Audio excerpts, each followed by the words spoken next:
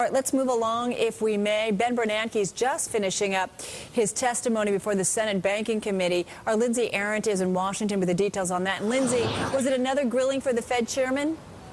I would definitely say so, Carol. I mean, some very tough questions by lawmakers for Ben Bernanke, especially when it comes to the Fed's ability to take on more power, more responsibility. We heard from Senator Chris Dodd, the chairman of the Senate Banking Committee, at the very top saying, why should the Fed get more authority, more power, have that expanded when they failed to spot the crisis, the economic crisis, before it unfolded in the first place? For Bernanke's part, he talked about the recovery, saying that it would be slow, but that things would be much worse with regard to the U.S. financial system, perhaps even bordering on a depression, he said, had the Fed not intervened to the extent that it did. Also, a lot of discussion on congressional oversight of the Federal Reserve. Bernanke welcoming, he said, greater access, greater transparency to the Fed for Congress, but stopping short, saying that he opposed very vehemently the idea of the Congressional Investigative Arm, the GAO, getting involved and potentially having some sort of congressional audit when it comes to monetary policy decisions. He said that could politicize those decisions.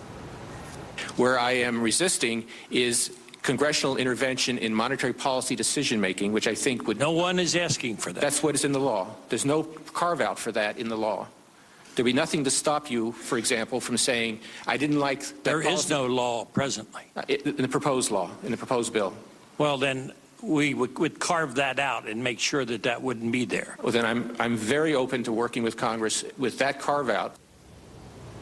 Some tense moments there between Senator Jim Bunning of Kentucky and Ben Bernanke. There was also talk of Bank of America's acquisition of Merrill Lynch and the extent to which Ben Bernanke and the Fed got involved. Bernanke saying there was absolutely nothing inappropriate about those discussions with Ken Lewis, the CEO of Bank of America.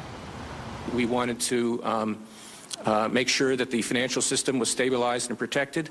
I think that we achieved that. We did that in a way that was fully legal and fully ethical, and in which Mr. Lewis also performed his necessary fiduciary duties with respect to his company. And the outcome has been very successful, I think, that both companies have been stabilized. Ben Bernanke taking a more assertive approach than he has in testimonies past. Let me also say this is a pretty delicate time for Bernanke, politically speaking. He is up for, his term expires, rather, as Fed chairman in January. He is testifying today before the very committee that will consider his reappointment. That is, of course, if President Obama decides to nominate him for a second term. At any rate, no matter what these lawmakers did or did not think or say today, one thing is clear. According to a Bloomberg poll, the vast majority of investors on Wall Street approve of Bernanke's recent tenure, and they'd like to see him reappointed. Finally, one last tidbit here for you, Carol. A lot of discussion about the commercial real estate market.